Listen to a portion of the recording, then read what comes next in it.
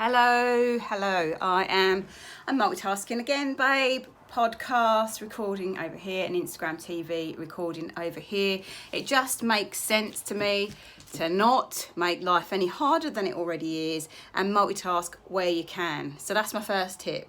I wanted to talk a little bit about switches that we can make environmentally that aren't going to be like we don't have to. I think we're being sold this emergency, which it is, but it's being done in a way where it's like, oh my God, change everything. And quite often, if you expect such a big ask from people, they'll change nothing because it's too big, it's too scary, it's too overwhelming. And also nobody seems to have factored in that change is a psychological process. We're very, very hardwired against change. We like what we like. So there's going to be a real process around the psychology of creating change anyway. So I think for me, the way I found it easiest was, right, okay, what is the biggest problem that we're dealing with right now? And how can I filter that out into my life and make changes that I feel I'm ready to make, or that I can afford to make, or that I'm happy to make? You know, because we also have to have a life alongside creating changes. You know, it's not in me to go and live in a forest. That's not the life that I want to lead. And, you know, maybe that's truly selfish. I don't know. But this is the fact. So one of the biggest problems that we face is fossil fuels. We know this. We're hearing about this all the time. It's energy. Energy is the biggest problem. And I found this graph online. It's on the website epa.gov, which stands for Environmental Protection Agency. And on here it breaks down the gas emissions by economic sector.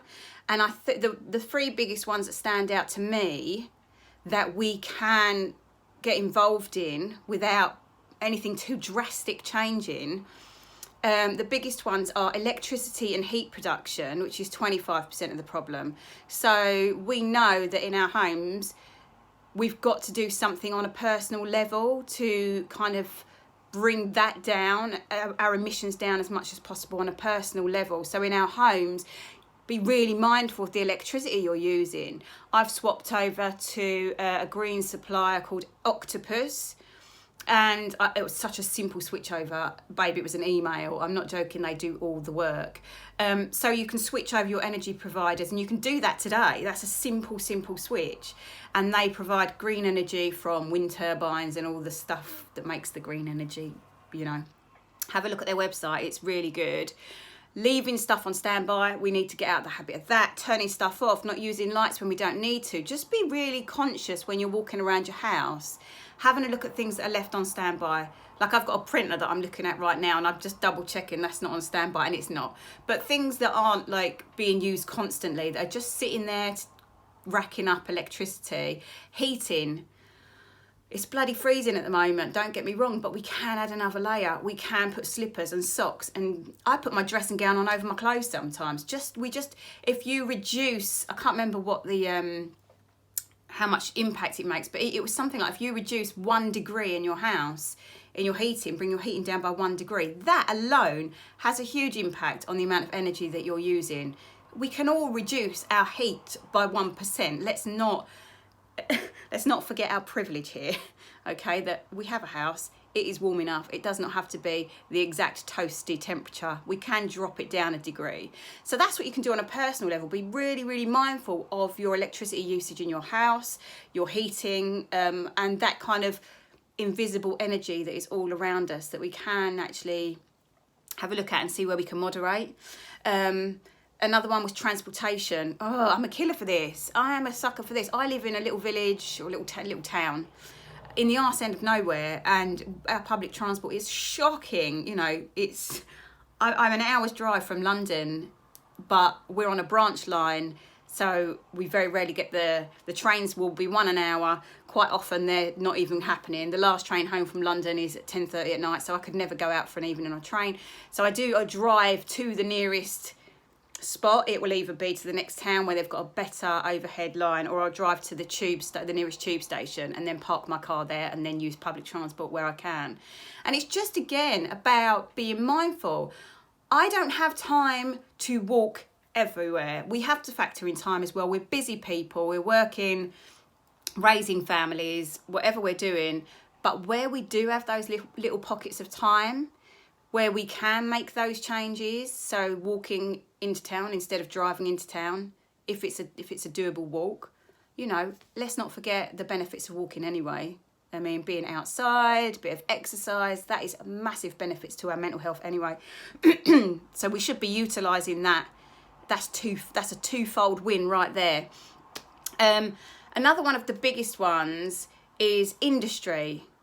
Now, I am seeing loads and loads of companies, disposable companies, putting across all their packaging, biodegradable, recyclable.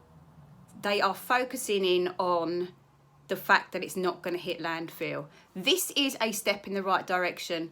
Make no mistakes about that. It's a really positive step in reducing landfill. But what we must factor in is that something that the industry has had to make these disposable products.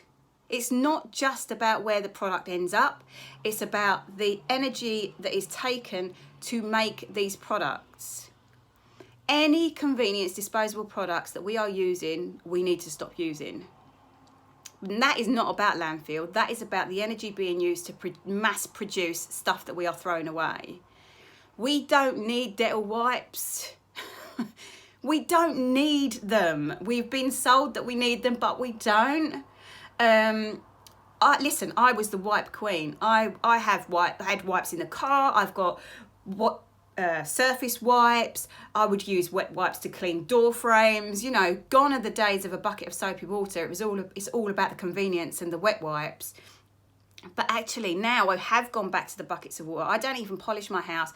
I have a bucket of soapy water and I have one cloth that wipes it and one cloth that dries it. And actually, do you know what? It's so much better than dusting because you don't get that static.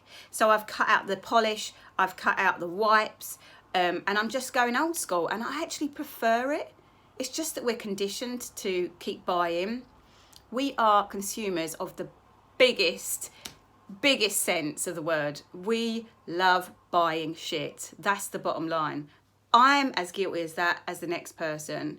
One of the other biggest industries is the fashion industry. Huge impact environmentally.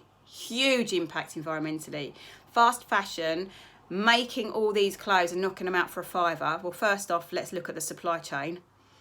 Or not, because it's far too terrifying how they get it that cheap. But secondly, because it's so cheap, it means that we can just wear it once and throw it out. Because in our heads, well, it was only a £5. We've got stuck in that whole mentality of, oh, I'm just going to buy that. It was only a tenner.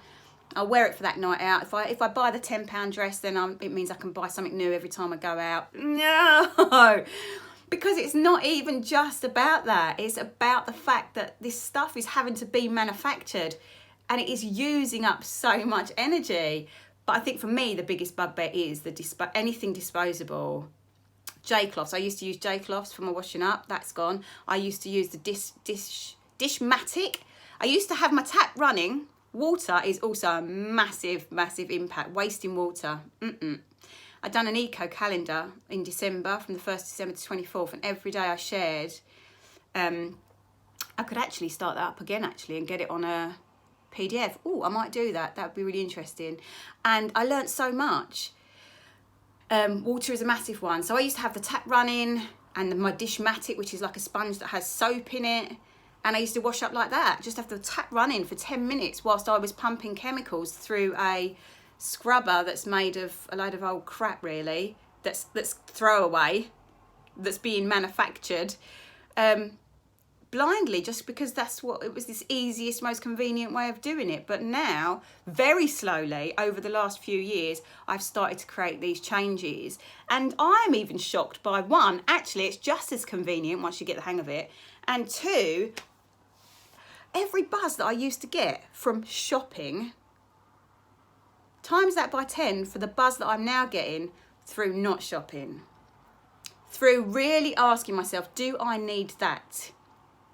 Do I need it? How much do I need it? Taking that minute to just step back and think, is there an alternative way of doing this that will be more environmentally friendly? Now, don't get me wrong, I am not perfect by any stretch of the imagination, and I am still learning all day, every day. But I'm open to hearing the alternatives. I'm open to making an informed choice about whether that will work in my life. There's my dogs. I reckon the postman's just turned up. And I'm open for all of that. And I think that's all we need to ask of each other, is just be curious around, is there an alternative? Trust your instincts. Like when I was washing up, running that water, I knew that that running water felt wasteful to me. So find another way. There's always another way.